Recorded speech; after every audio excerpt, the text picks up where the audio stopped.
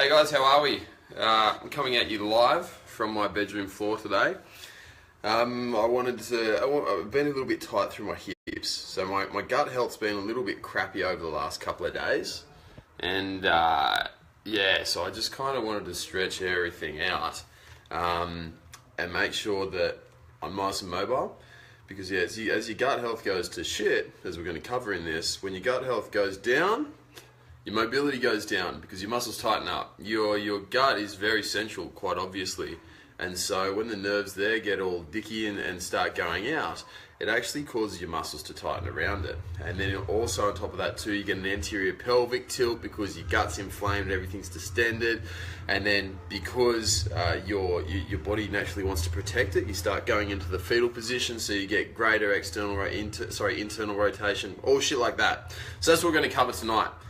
Gut health, and we're going to go balls deep into it, as the boy Rawdon Dubois would say, and so we're gonna get right up in that shit. So yeah, as always, comment your questions in there, guys, because this is gonna be a big one, very, very big one. I mean, gut health is literally the single most important factor in any weight loss effort. People have been asking me about calories and shit like that. And saying, oh, but if I do calories in, calories out, I'm going to lose fat no matter what. Well, you tell that to somebody who's got a digestive issue. I mean, you're just not going to, get the optimal results. So yeah, you need to optimize your gut health. If you don't, you're a muppet and you're missing out, okay? It's very, very easy to do. It's very easy to do for like 75%. Hey, Craig, how are you, brother? And hello, Chance. So yeah, it's very easy to do, very easy to make sure that you're optimal with it. It's silly if you're not looking after it. Alrighty, so I'm just checking if we've got all the questions from the Shred community in yet. For those of you guys who want to join the Shred community, it's awesome. It's like a tight-knit little community that we've got where everybody helps each other out.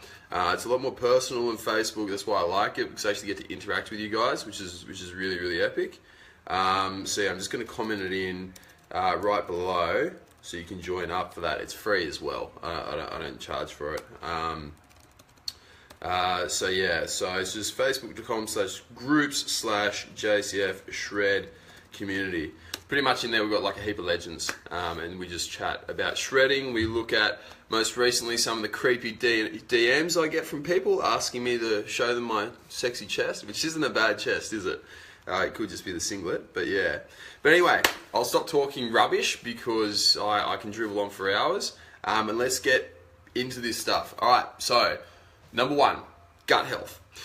If you're going to look at gut health, you need to actually understand what it involves. So when people talk about their guts, they think it's just about all these organs and crap that's just here, and it holds a lot of poo, and food goes in and shit comes out, and that's it. But what is it actually? So first things first, your digestive system actually starts at your mouth. So obviously you chew stuff. That's where the digestive process begins. And then it goes down your throat, and then into your stomach, which sits about here. Goes into the stomach, and your stomach starts breaking things down, killing off all the bacteria and pathogens and stuff that shouldn't be there, and then it works its way into the small intestine. And your small intestine wiggles in around, I'll try and do this so I can show you. It wiggles in around all through here, and it's got lots of loops and shit, and it's just everywhere. And it comes to this point, right here on the right side, and then it comes up, goes into that's your ascending colon. Okay, or your ascending part of the large intestine, goes across there, goes up across the top underneath your rib cage, and that's the transverse part, and then it goes down the descending colon, and then out into the good old rectum, and then out the poo chute, and so that's the digestive system, and all the way along there are heaps of really, really key moments. So when you first start chewing your food, you actually start producing a little bit of this stuff called amylase, which breaks down starches and carbohydrates and all that sort of stuff. At the same time, when you chew your food, you also start secreting hydrochloric acid. You make that in your stomach. And so just by chewing up here, it actually sends messages down to here, and it starts to make lots of hydrochloric acid so that you can effectively kill any bad bacteria and break all the food down. And then when it goes into your, before then, one big thing, when it's in the stomach, you don't absorb any food, and your food sits in there for about 90 minutes, so you don't really get any nutrients out of that at all. The majority of the digestive process, the absorption process occurs in the small intestine, and that's where you have all the digestive enzymes secreted and put into there. So all these digestive enzymes, they just nom nom nom nom nom nom nom nom, and they break everything down so that your small intestine can absorb everything. And then once it goes through there, it goes into the large bowel, which just pretty much pushes all the food right the way out, and it's got some small amounts of mineral absorption through there. So that's the digestive system. That is it in a nutshell. Now, the thing with the digestive system is very, very easily upset. So you contain, roughly 70% of all your immune system in there. And pretty much it can get very upset, and it can have large effects on your body if you don't look after it well. So pretty much when you have bad gut health, you are most likely going to be doing one of the following things. You're going to be way too stressed, you're going to be eating poorly, you're not going to be looking after your gut, which goes in with eating poorly, you're not drinking enough water, or your neurotransmitters are all out of whack, which could be from any number of things, okay? And when you have bad gut health, you get a heap of symptoms. So number one that so many people have, literally 75 to 90% of the population would have this, and that is the inability to lose that bit of fat from here, that spare tire. You just cannot get rid of it. And you also maintain a watery appearance all the time, and you just feel like you're just fat. So you might be eating bugger all and exercising a lot, but you just keep this watery, fluidy appearance around this sort of section. And pretty much that happens with everybody who's got bad gut health. That's the first thing that will notice. The reason why you get that is because if there's inflammation in an area, water goes in. So it's called edema. It's a protective process of the body which encourages healing and stimulates nutrient flow right into there. And so that's the number one, the biggest thing. Now the next thing is that when people have got a bad gut, they start getting mental disorders. So you start getting depression, anxiety. You get things like brain fog, inability to concentrate, poor memory, poor motivation, those sorts of things. And so if they sound familiar to you, which I dare say a lot of you are that's how you're gonna feel, it's going to pay big dividends if you can actually effectively fix your gut up. Now the reason why these things occur is because a large amount of your neurotransmitters are made in your gut. And when you have neurotransmitters made in your gut and your gut's not working well, you're going to have a lesser output in neurotransmitters. So you're going to be very, very stagnant in that area, and you're not going to be able to heal yourself whatsoever. Now I can tell you right now, when I had my issues with gut health, when I had chronic IBS, that was the pits. And I was stressed out of my nut. I had anxiety. That's for sure. Depression, I don't know if we call it depression, but I just felt like shit all the time. I couldn't sleep well. I was constantly on edge. It was the absolute worst. So if you have any of those symptoms, start fixing your gut because they suck. I feel you. They're not fun whatsoever. So they honestly, those symptoms are two of the big ones: the cognitive disorders, the mental disorders, and then the fluid around the digestive system. On top of that too, you get your gas, you get your bloating, belching, farting, constipation, diarrhea, or any other irregular bowel movements. So pretty much, if you're doing a Duke and it doesn't look normal, if you look at it, and you should look at it too, because you've got to look at your poo. If you look at it and it doesn't look normal, right? Probably not normal. If you look at that and you're like, that's a funny looking thing, it's no good. You need to identify what's the cause of making that thing look funny, and pretty much fix it straight away. Because if you don't, then your digestive system is gonna manifest into something much, much worse. Right? It doesn't just get better by itself. They never do. So James Norfield's just said, how would you lose that gut in the bottom? Number one, diet. Number two, gut health. All right. If you do those two things, if you're training smart, dieting well, looking after your gut, you're going to lose it from the bottom. There's no reason why you can't lose that. So yeah, other symptoms of gut health can get more advanced. So you get things like psoriasis or like dry, flaky skin, acne, joint issues. A lot of people who have a bad gut get really bad joints. Shoulder pain is really common. Hip pain, lower back pain, that sort of thing. And on top of that is the anterior pelvic tilt. So, for those of you who have an anterior pelvic tilt and your lower back gets really jacked up all the time, you get really jammed up, you have knee issues, you have glute issues, you have ankle issues, it's probably your gut.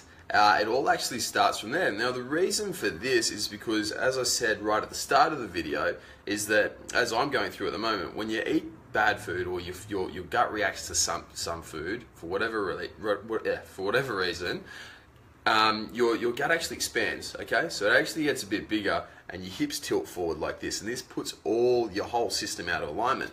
On top of that too, what actually happens, and I don't know why this is, but it just always happens, is that your psoas on the right side gets really tight, and then your QL on the right side gets really tight also, and then your right glute turns off, and then on the left side, your adductor gets really tight, and you have this big compensation, which ends up making you look like this. That's exaggerated. You don't actually look like that, but your trap will be about, about there, all right? And then what will happen too is this one will be rolled forwards like that, okay?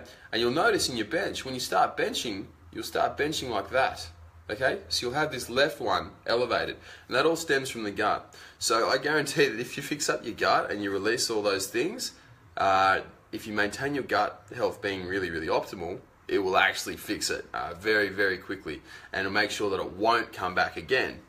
So yeah, so there's a little fun fact, bit of trivia for you. So now, how to fix it? The easiest way to fix your gut is to stop being a dickhead. The reason why your gut's bad is because you're not looking after yourself. It's very simple. Drink enough water, reduce your stress, get enough sleep, and eat good food. Okay? If it bloats you, don't have it. If it gives you reflux, don't have it. If it makes you constipated, definitely don't have it. If it makes you have diarrhea, then I think that's a no-brainer because nobody likes diarrhea. Don't have the food that causes that. It doesn't matter what food it is. Just make sure that you're not letting it cause you any sort of distress whatsoever. Okay? There is nothing better in the life than pooing, so you should be making sure that you're doing absolutely everything you can to poo optimally all the time. Okay? On top of this too, if you have got gut issues, then pretty much you've got to find the problem. All right? You've got to find the root cause of everything. If you get reflux, do not take proton pump inhibitors or what's it called? Antacids. All that stuff that stops producing gastric acid. Because when you stop producing gastric acid, it means that large bits of food go down and get trapped in your small intestine, causes your small intestine to get inflamed, causes gas to be produced in your small intestine, which then backs up your stomach and makes your acid worse. Don't take antacids or anything that stops your stomach from producing acids. It's stupid. Not a good idea whatsoever. Don't do it, ever. If your doctor tells you to do it, crisp backhand. Don't do that actually, because you get in trouble. But mentally imagine Chris backhand across his head and saying, yeah, okay, right. Thanks, mate. I'm out. Yeah, so don't do anything like that. As for, if your gut gets more and more advanced and you're having hectic issues, you just need to come back right to the root cause and figure out what it is, and then solve it from there.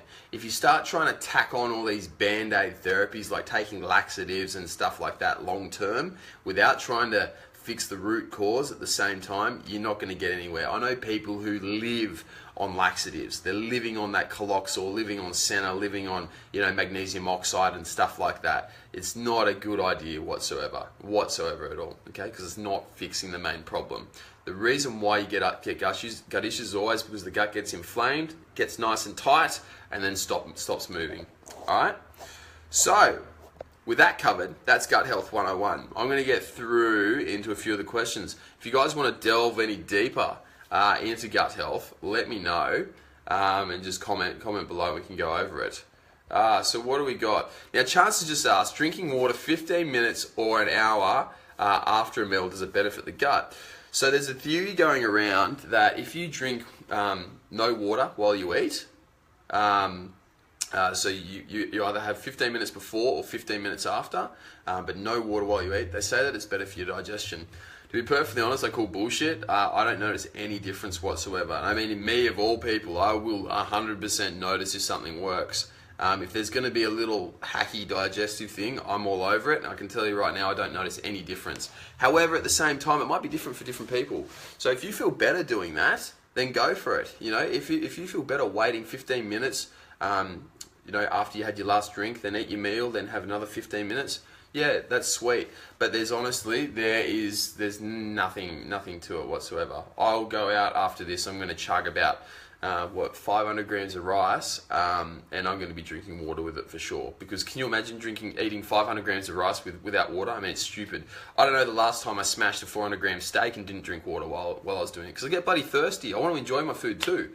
So yeah, look, it's up to you guys. Give it a nudge. If it works, it works. If it doesn't, it doesn't. I don't see any science behind it either. I don't think people have done studies on that yet. But yeah, I wouldn't bother, man, unless you want to. What do we got next? Graphy. All right. Will poor gut function create an effect with holding extra water? Yes, definitely. So the reason we hold water is because of inflammation.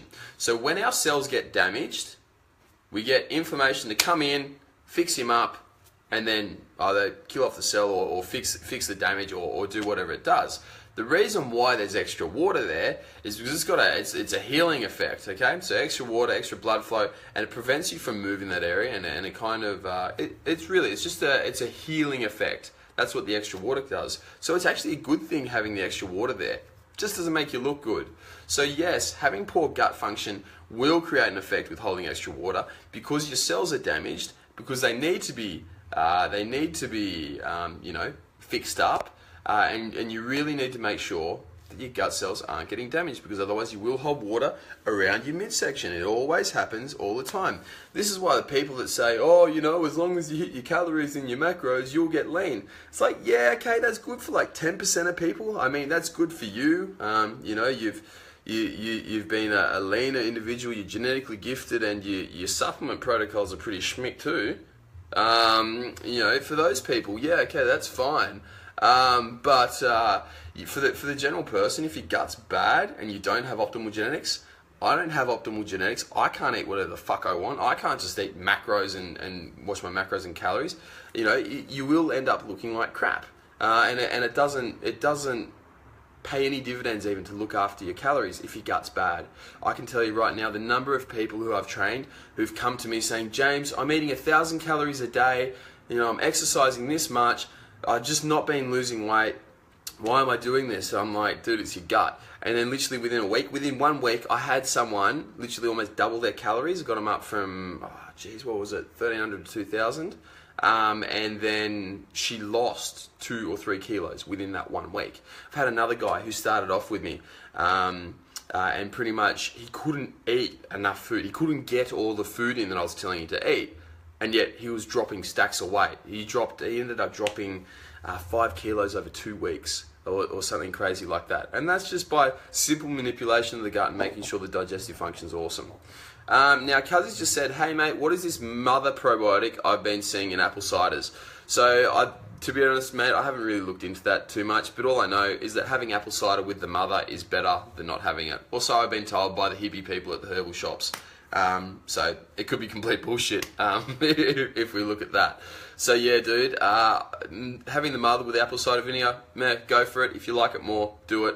If not, don't do it. Who cares? Really, it's not going to make that much of a difference. In the end of the day, apple cider vinegar is a godsend. If you don't like the taste of it, just use betaine HCl with gentian bitters. Rightio, Harrison, streaming this from the gym. People keep looking at me weird. Finish your session, bro. Live sessions are good, but gym is better. So stop listening to me, because you should be lifting lots of heavy shit and you should be halfway passed out by now, my man. Ruben said I'm the best. Thank you, mate. You are too. That just makes my day. What else we got? Jake Bennett, let's all just get massive. Yes, let's all get fucking massive. What else? Melina. What would you recommend over ACV, sauerkraut, or kombucha for the gut, and in what amounts daily? Take all of them. Why not? I mean, you'd hope your budget will allow for all three, because it costs you like $2 a week. And if you can't, then go out and search on the streets, because I found a gold coin twice this week, fucking winning, and I'm sure you can too. So yeah, definitely get all three. With the apple cider vinegar, I'd have at least 2 tablespoons a day. Sauerkraut, have as much as you like. Kombucha, meh, have as much as you like. It's not really essential, kombucha. I don't see terribly much improvement when people start taking kombucha, other than they feel amazing about themselves. It's like driving a Prius. Like, let's be honest, it doesn't really do terribly much, but you feel amazing about yourself and you're extra smug afterwards. And if that's what does it for you, then that's what does it for you, and that's fantastic. Keep driving your Prius and drinking your kombucha. Otherwise, I wouldn't bother. But kombucha does taste amazing, and yeah. And I drink kombucha, but that's mostly for the Prius effect. Now, Nafiz has given me a podcast to look at. I'll take a look at that, brother.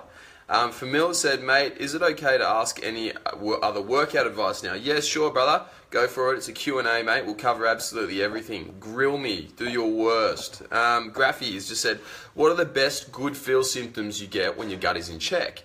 And how is your sleep performance? So I'm assuming by sleep performance, you're saying how good quality is the sleep. The best feel-good symptoms you get when your gut is in check is literally when you wake up every morning and you feel like a fucking god. When you wake up and you literally want to walk out onto your balcony naked and just arms spread like that wide and just say, hello world, that's the best sign ever. If you're super motivated, so if you set your goals and you're fucking crushing them, one after the other, then yeah, man, that's a really, really good sign. On top of that too, if you just start randomly losing fat for no reason and start getting leaner, that also is a very good sign that your gut's in check. If you can eat, for a dude who weighs approximately 80 to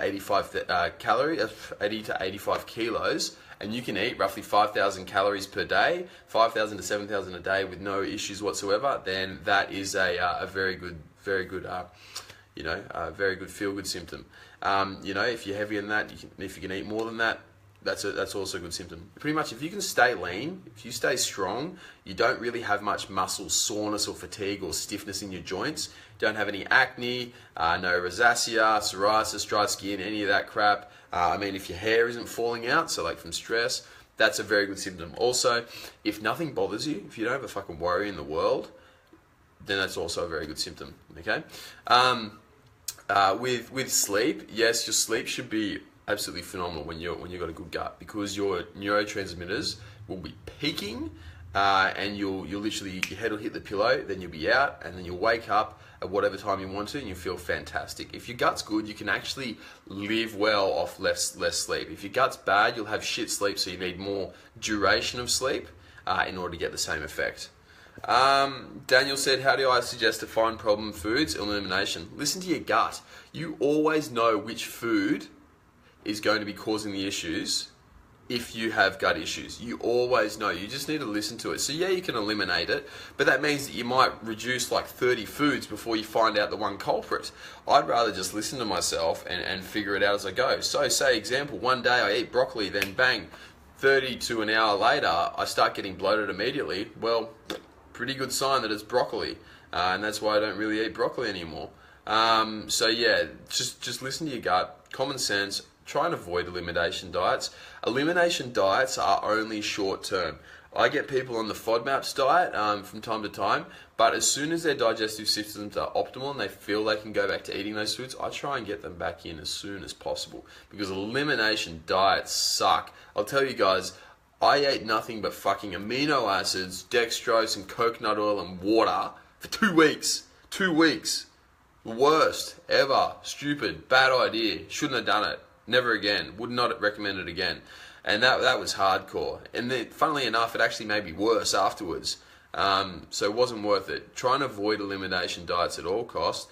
Unless, like the FODMAPs one's okay, the GAPS is okay, but yeah, they can be quite restrictive. So just get on them for the time you need it to reduce your symptoms while you fix the root cause, and then after that, get off it. Murray just said, nah, drink a beer, bro. Ha, ha, ha, ha. Funny.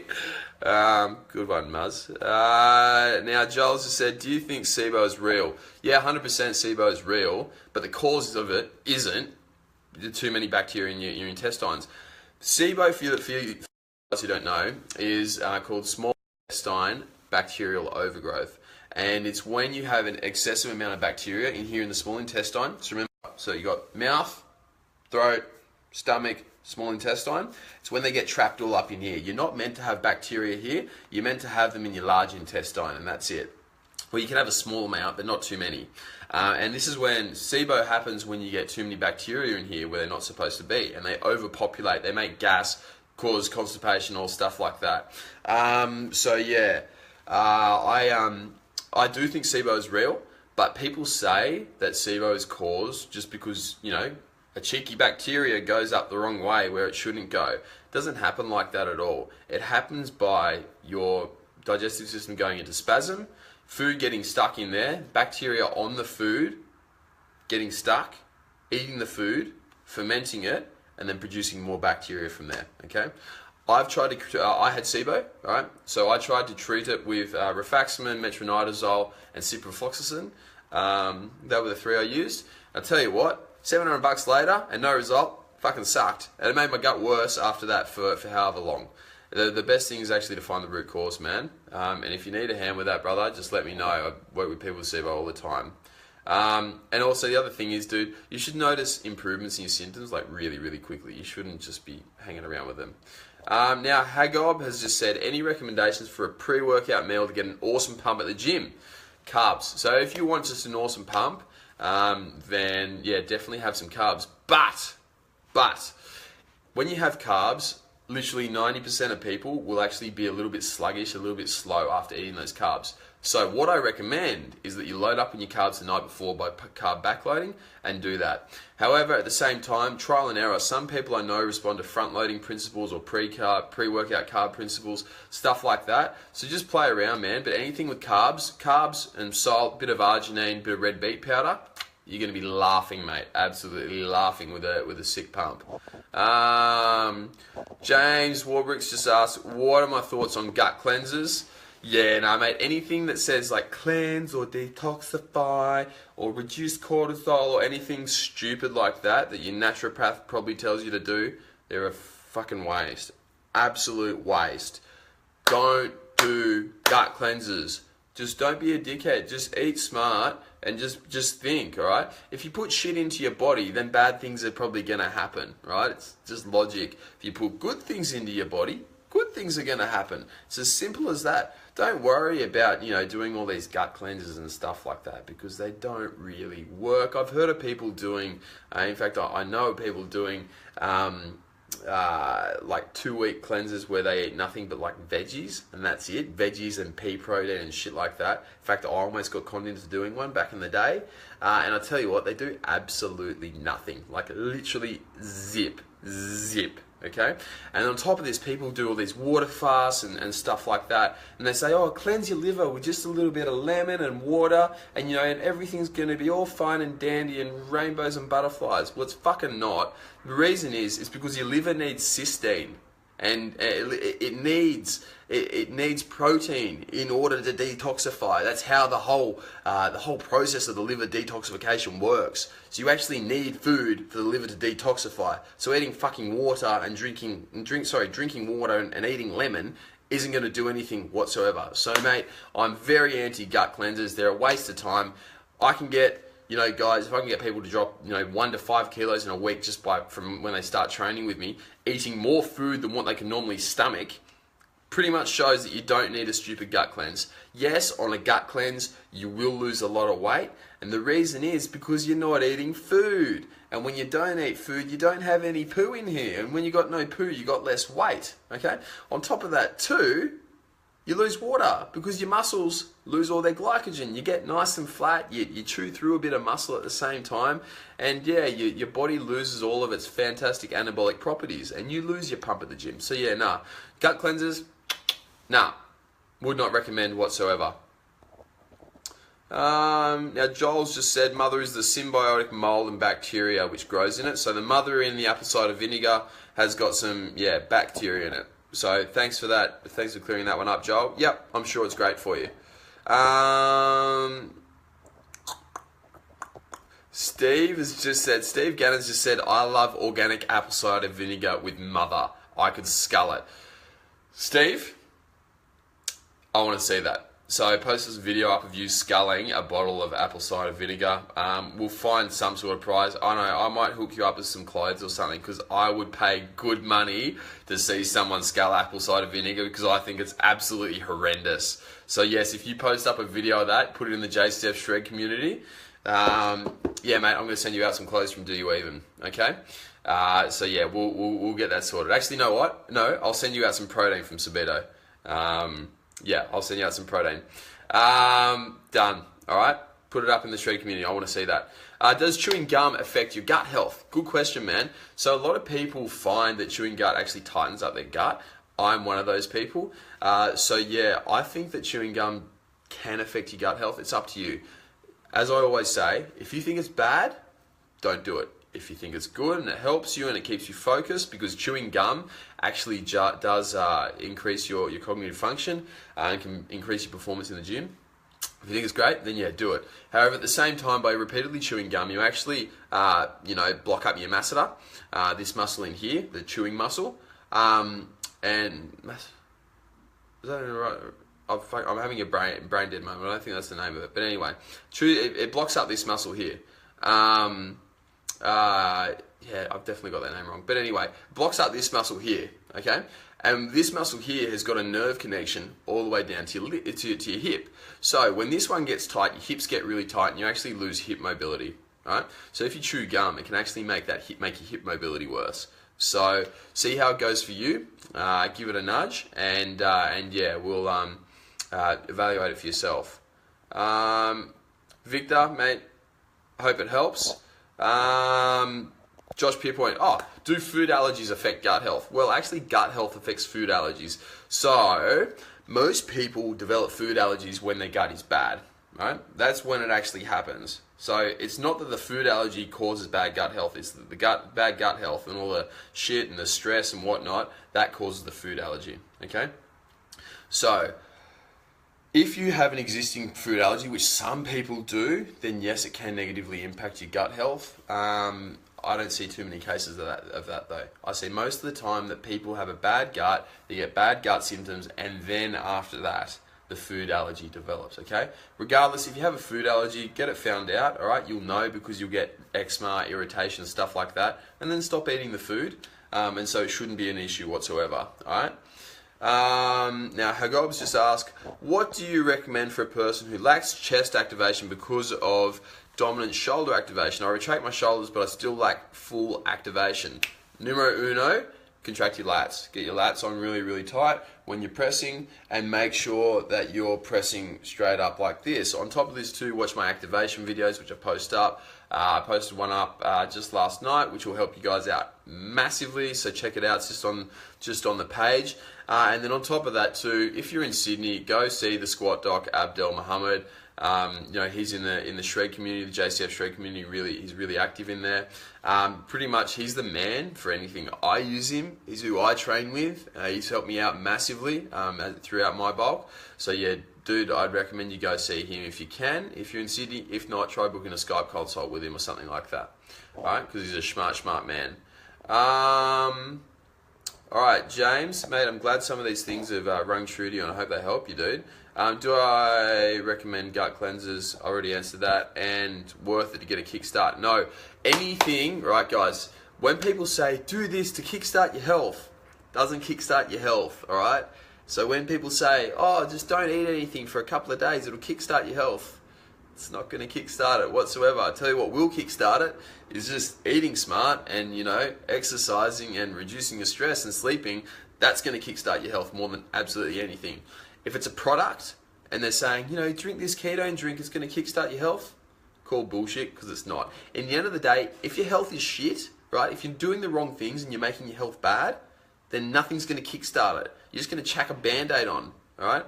That's like having, a wound from the inside of your body, or a bit of glass, in your arm just here, and whacking a band-aid on it and saying, oh yeah, it's all good now, let's kickstart the healing process. Well, it's not going to heal because there's fucking glass in there. You know what I mean? You need to get the glass out, then whack the band-aid on over the top. That's how it works, okay? So don't let anyone tell you that it's going to kickstart your health, because it's not at all. What do I suggest for MMA fighters who cut weight before a fight and need to restore their gut health, liver function by fight day? A lot of them cut extreme amounts of weight and pig out after weigh-ins, leaving them lethargic and bloated. What do you think is the best way to tackle this? Number one, make weight quick. All right. So I worked with one fighter just recently, Dylan. This guy had a work ethic second to none. Absolutely crushed it. And pretty much what we did is we got him lean before his weigh-in day. Got him lean. He didn't have to cut much water, and then he was fine. He just ate a lot of food afterwards, maintained his gut health, and did that.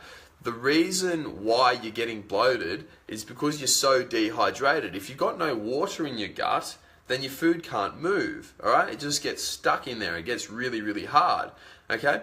And when the food's stuck in there and really, really hard, your gut says to your body, it's like, I need to slow down, man. I just need to chill, all right? You need to rest and digest, and you're in rest and digest primarily until that food's gone, okay? Unless there's a very, very big stress. And on top of that too, the amount of insulin that you're releasing, the amount of GABA that comes out with that insulin really depresses your nervous system even more, okay? So yeah, dude, you just need to make weight early. You need to be there so you only have to cut like 3 or 4 kilos of water. If you can do that, you're laughing, you know?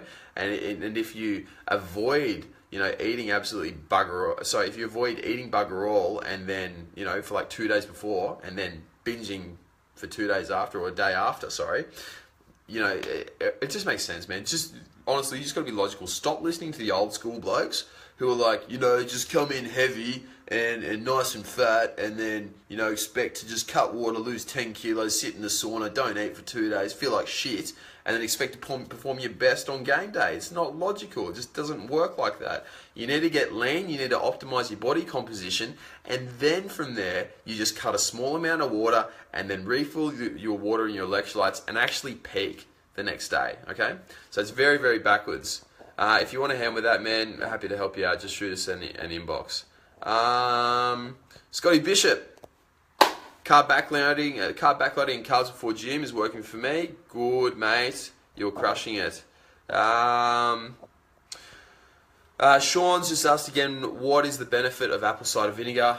It improves your digestive health. So it increases the amount of hydrochloric acid secreted in the stomach, which then breaks down more food and gets rid of a lot of the bad bacteria. Okay, so it makes your food a lot smaller, so your small intestine can absorb it a lot better. You get less digestive issues, and yeah, you feel a whole heap better.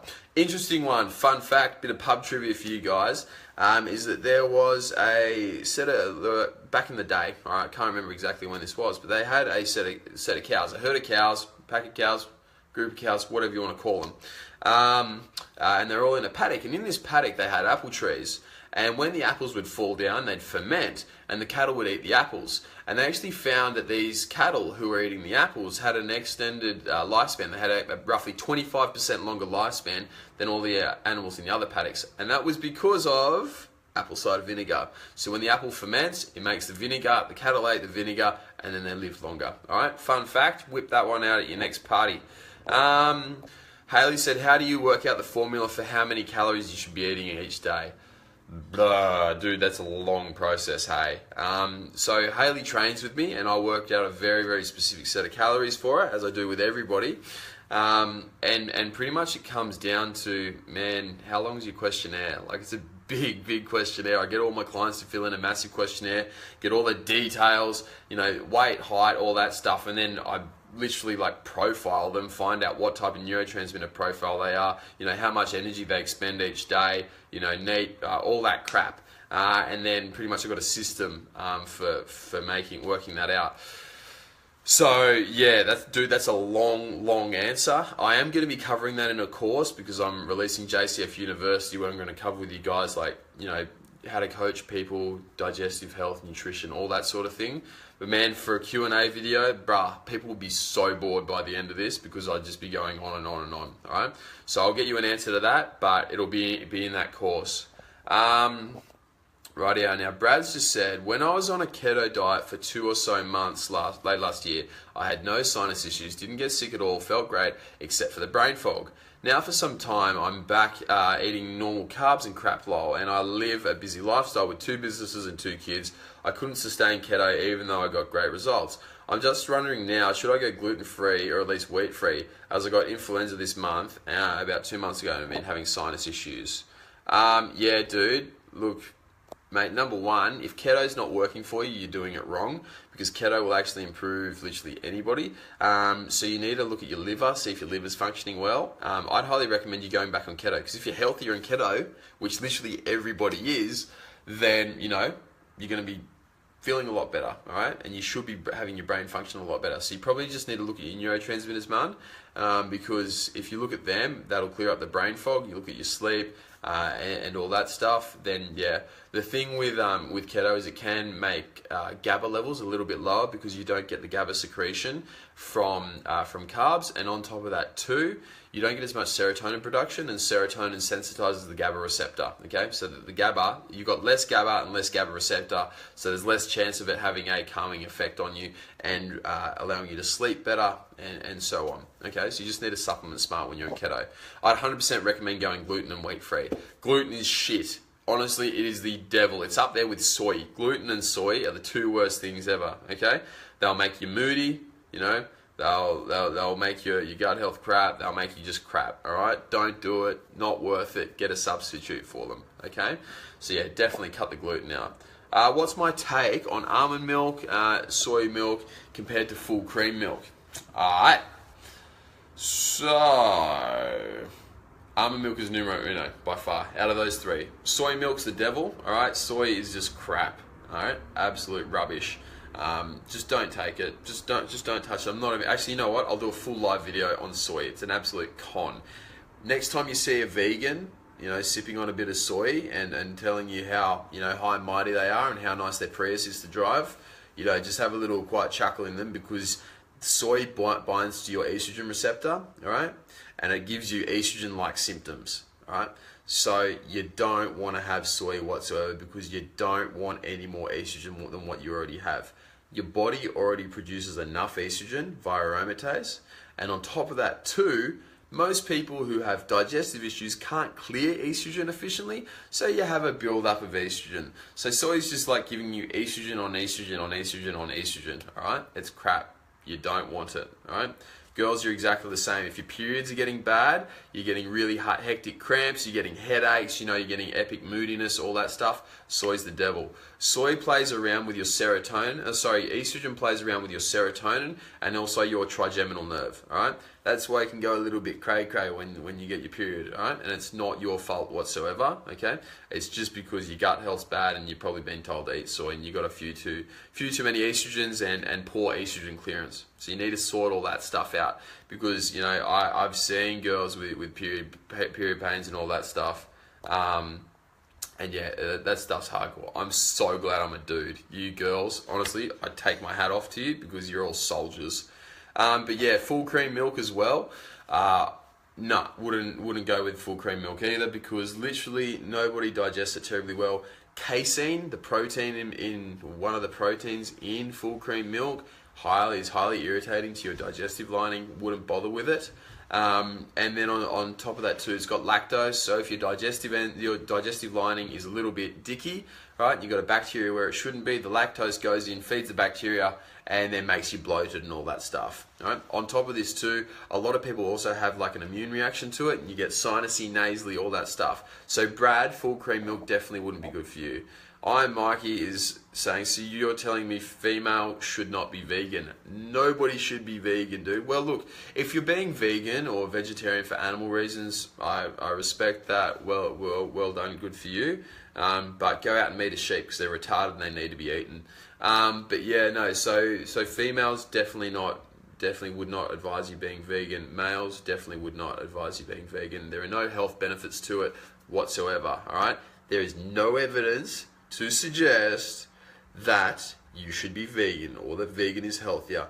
In fact, there is actually precisely the same amount of evidence same amount of good quality evidence for being vegan as what there is for believing in the flying spaghetti monster, okay? So if you're vegan, you might as well believe in the flying spaghetti monster too. Or if you're vegan and you're promoting that there are health benefits to it, that yeah, the flying spaghetti monster, he's your man. In fact, too, on top of this, recently a very, very intelligent guy, Jack Kruse, has come out and said there's actually starting to become evidence that a lot of vegans are getting neurological disorders, so stuff like depression, they're going through depression, anxiety, manic bipolar, stuff like that, all right, and even schizophrenia. And the reason for this is the very poor bioavailability of food, so you don't get as many nutrients in, okay? So if you are vegan, look, I have bashed your belief or practice, whatever you want to call it, a little bit here. Hate me if you like, that's fair enough, you can do that. But yeah, I would not recommend being vegan because it doesn't give you any health benefits at all. Makes you small, makes you lose weight. That's great because you lose all your muscle. That's fantastic. Nobody wants muscle. It's overrated. But yeah, so yeah, don't be vegan. Don't be vegan. That's my summary anyway. Colin Smith's just asked, what whey protein do I recommend? Sabido all the way, man. It is the best protein that I've had. Tastes amazing. Digests well. I recommend it. I drink it. That's what I've used for the last however many years. Plus the bloke, the owner, Sean's an absolute champion, and he'll hook you up with free shakers if you're a good guy. So if you say that I sent you, he'll always hook you up with a free shaker because he's a good bloke. Rightio. Couple of other questions we've got. Guys, we're going to wrap this up in a sec too, so if you want anything else to be covered, then yeah, just comment below now, because after that, I'm off to bed because it's almost 9 o'clock, and that's my bedtime. So, here's another one. Monty's just asked, how do you counter lactic acid buildup and or cramping? You push through it and you tough it out. If you have had the privilege of cramping and getting lactic acid, then enjoy it. Well done, son. I'm proud of you. When you're training, you're going to be in pain. All right? That's a good thing. You've earned that pain. You've done well. You've absolutely nailed it. Now you can go home, eat your carbs, get your gummy bears in, and rest easy knowing you've absolutely smashed it. And Uncle Shred is proud of you. Okay? So yeah, pretty much you don't want to counter that lactic acid buildup. You just want to push through it. Mind over matter. Go balls to the wall. Now, Nick has just said, can I talk about a calorie defiant diet? I think you mean a calorie deficit diet, and how much less you should eat under the calories you burn. Pretty much, you want to eat as many calories as you can while still losing fat and being lean. Okay, in my opinion, everyone should be around 6%, 6 to 10% body fat all the time, period. All right, the easiest way to do this, you guessed it, gut health, okay? So number one, optimize your gut health, and then after that, drop your calories down, increase your cardio, okay? If your gut health and your hormones are in line, you'll get leaner much, much, much faster, okay? So yeah, that's my answer. Probably not the answer you wanted, but that's my answer anyway. Eat as much as you can and only reduce calories when you have to, all right? That's always the goal. And now Andrew said, how can you tell if your liver isn't functioning properly? Number one, you go yellow, all right? So if you've been out on a bender for the last 6 weeks and you go yellow, pretty good sign, all right? Number two, if you have trouble digesting fat, all right, and you feel very bloated after fat, then yeah, your liver probably isn't working properly. Number three, if your digestive system in general just isn't working properly and it's not moving very well, you are also having a hard time with your liver. Your liver is absolutely essential for your digestive system because it produces bile. And when you have insufficient bile, then, when you have insufficient bile, you don't actually lubricate the digestive tract at all. So it's very, very necessary.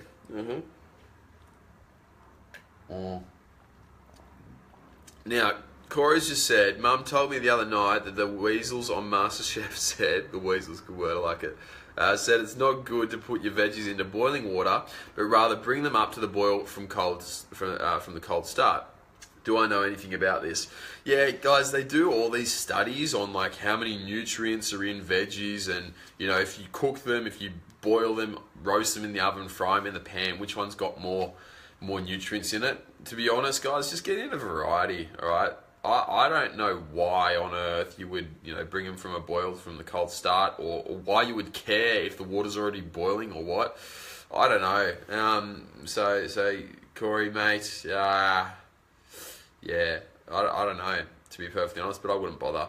Look, the way I look at it is I fry my veggies like every day. I eat enough raw ones.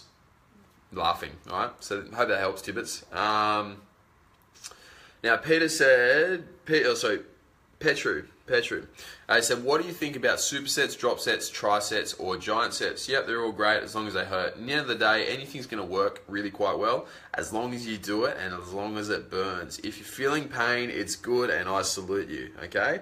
When we're in the gym, we are soldiers, all right? And it just needs to be lots and lots of pain, lots of lactic acid, lots of pump, and lots of muscle fibers tearing down. Now, Bilal's asked, I have severe acne issues since childhood. I said I had isotretinoin, 20 milligrams for 3 months, lincocin, whatever, injectables, etc. But still have on the back, shoulders and back. How to fix, brother? If you have acne or anything like that, your gut is the problem, okay? I've had the worst acne ever. I used to have fat cysts, like on the side of my face, all right, like huge cysts and stuff like that. I was on this drug called Roaccutane since I was 13, all right? Most people do it once. I did it for like, 8 years. 8 years on this skin drug, okay?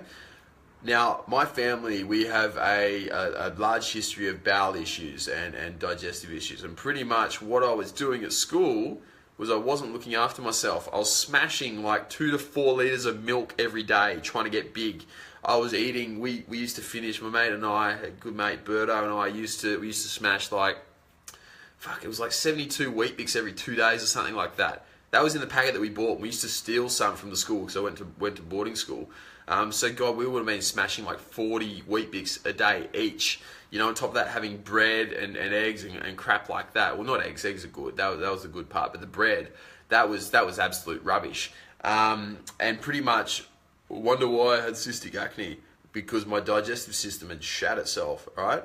So Bilal, you just need to fix your digestive system, and then that will go away. All right. It won't go away instantly, but it'll take time. Acne is an inflammatory illness. Okay. You only get acne because your lymphatic system's dealing with fighting off the inflammation and the damage. Okay. Next one. Rightio. Carl, is coconut oil good for you? As high in saturated fats, read mixed things. Saturated fats are good. I'm so sick of this stupid mainstream media saying that saturated fats are bad, because they're not. Saturated fats are essential. So Carl, mate, go out right now, chug a bit of coconut oil. It's wicked for you. It's fantastic. And so is butter. Butter and eggs have been bastardized for years and years and years now, but I tell you what, they are just as good, if not better, than any other fat source that you get. The only thing that I say don't have trans fats. It's the only one that you really don't need. And even then, a small amount of trans fats really isn't too bad, okay? You actually need to make sure that you watch out for your omega-6 fats, okay? So they're your, are they polysaccharide, whatever. And so your omega-6 ones, they come from your stuff like soy, canola, stuff like margarine, rapeseed, all that stuff, all right? That's where the bad fats are, okay? So you don't want that stuff. So you know how that those dickheads at the Australian Dietary Association or whatever, whoever makes the food pyramids, they've been telling you for years to swap your butter for your margarine. Well, they've been quietly killing you, the cheeky little buggers, all right? They've quietly been making you a little bit more crook. They've been scheming, just thinking about how they can make a little bit of extra coin off you when you go visit a dietitian because your health's not good, all right? Margarine, no good. Minimize it. You need to reduce your omega-6s, okay? So reduce your amount of plant-based fats, okay? Just reduce them. Saturated fats, amazing. Coconut oil, great. Don't listen to the American Heart Association or in any heart association for that fact. Listen to Uncle Shred. I'll look after you. I'll get you lean, get you healthy, all right? Petey's just started reading the book Gut by Gwillia Enders. Have you heard of it, James? No, I haven't. Let me know if it's good and I'll take a look at it.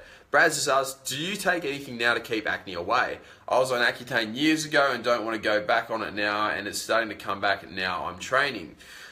Yeah, dude, so look, acne's a bitch, but what you need to do is you need to manage your inflammation, okay? So I've been on and off Accutane for a while, and pretty much the things you need to do is look after your sleep. So when I was like working, just recently, even now, working like 15, 16 hour days, which is pretty taxing. My sleep, suffered big time, and then my acne came back. Coincidence? I think not. All I needed to do was sleep a little bit more and my acne's gone. Look, I'm all beautiful and shit now. Okay? Dude, you just need to sleep more. You need to look after your gut health. You need to make sure that your water intake's on point, and then you'll be fine. Alright? And then you can be beautiful too, with beautiful skin. Alright? Mate. On top of that too, now that you're training as well, there is a slight correlation between when you start lifting and your skin getting a little bit worse, particularly like cystic acne. For some reason, it stimulates that and it gets a bit worse. My best thing is just to look after your skin, wash it, be really, really thorough with it. If you are optimally healthy with your digestive system though, and you're eating the right foods for you, you'll be on point, okay? And so we'll just work through that and figure out what exactly is right for you. Now, Vinez or Vines, correct me if I've said it wrong. What are the best probiotic foods for gut health? Best probiotic foods are food, all right? We get bacteria from everything. So get food which is fresh from the ground or straight from the tit, okay? Because it's always better that way. My opinion is that we shouldn't have to have probiotics, except all our food is so highly washed that we actually get rid of all the bacteria on it, which actually feed our insides, okay? Best probiotic foods, man, is just food. Go down to your local farmer's market. Fuck Coles, fuck Woolworths, don't support them. Tesco, any of those blokes. Support the local farmers. Don't support, the big companies like that, all right? If you go straight down to the farmer's market, you get a much better deal and you get much better quality food. Now, Christians just asked, how long did I train before my first show? Oh, good question. I first started training when I was about 13. So I pretty much got taken to the gym by a few of the older boys when I was at boarding school, because I went to boarding school. I lived on campus at school. First started training when I was about 13, walked into the gym, shat myself because I was just this little midget 40 kilo kid who's 13 years old, and all these big 16, 17-year-old kids all wondering about. And so I just standed in the corner doing lateral raises for a good 60 minutes, and that was it. That was the one exercise I got shown. So I started when I was 13, then I was doing chin-ups and push-ups like every day. I started training roughly 5 years, because my first show was when I was 18. So I started training 5 years before my show. Properly though, when I actually got shown how to train properly by Rawdon, the Dubois method, and Jess Murphy, that was roughly 6 months, I think it was, before I did my first show. Okay, so that's how long it took. But mind you, when I first started with them, I was like 8% body fat or something like that. So I was already quite lean. I already dieted quite hard, trained quite well, trained really fucking hard all the time. So that's how long it roughly took. 5 years of total training, good dose of puberty, and then some guidance for about 6 months before I hit the show. And I won it. Stoked. How good was that? Now, Lee has just said, how long should you spend in the gym for a general workout? It depends on the workout, man. From 45 minutes up to 2 hours or so is what I'd normally recommend. It just really depends what you're doing. Graphies just said, when you constantly feel hungry, does this mean your gut is working as it should? Yes, 100%. Hunger is good. No hunger is bad. You should not have no hunger. You should be eating as many calories as you can and constantly be hungry, okay? Unless you're obese. If you're obese, you're overweight, and that's not such a good thing. But then at the same time, there's a difference between hunger and craving, so you need to work that out. Hunger is when you're like, oh, Jesus, I need to get something in right now because otherwise I'm going to lose my shit. Cravings is when you're like, oh, candy, that looks nice. I want to have some of that. Oh, there's some chocolate. Oh, croissant. Stuff like that. If you feel it in there that you need a bit of food, that's good. If you are looking at food and thinking, I want that, that looks nice, don't have it, okay? So you need to work that out for yourself. CJ's just said, so is chia bad for you given it contains large amounts of omega-3 and 6? No, it's not, because it contains omega-3 and 6, all right? We just want to minimize the ones which are purely 6, okay? That's what we really want to get rid of. Now, Catherine's just said, do women retain more water when ovulating? Yes, they will do in general. Brad's just said, my skin is goals. Yes, my skin is goals at the moment. Now, Kristen says, at Riverview Boarding School, God, no, I went to King's. I did not go to Riverview. Why would you accuse me of that, man? No, Kristen, we didn't go to Riverview. Definitely Kings. Although I did play rugby for Riverview Old Boys for a couple of years. So yeah, how do you know Riverview? Right now, Phil asked, really good question. Fasted cardio in the mornings or HIIT? What do I think works best? Great question. I think we covered on this similar question the other day.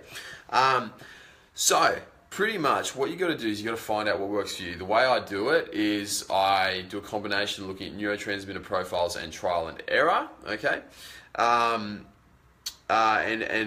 Pretty much what that involves is you just need to work out, which one you feel best on. So if you do 15 minutes of HIIT and you feel absolutely cooked after, and you get like training hangover or training depression for the next day or so, HIIT's not for you. If you do fasted cardio and you feel like you get training depression or you get all spacey and stuff, fasted cardio is not for you. You got to find out which one works. Okay, they're both, equal and opposite almost. They literally serve completely different functions and are good for completely different people. I often recommend doing more HIIT or trying to do more HIIT than just regular steady state fasted cardio, because people find it more entertaining. All right, so it's more fun to go balls to the wall, bang, bang, bang, push, push, push. For 15 minutes rather than 60 minutes on fasted cardio. But at the same time, if you're enjoying your cardio, it doesn't really matter. All right. So the number one thing out of all this is just enjoy it, and make sure that that's on point. Catherine, how do you determine your neurotransmitter profiles? There's a really good test called the Braveman assessment, which you can do for that. Now Jackie said, can I do my weight session then cardio straight after? Would I lose muscle gain doing it that way?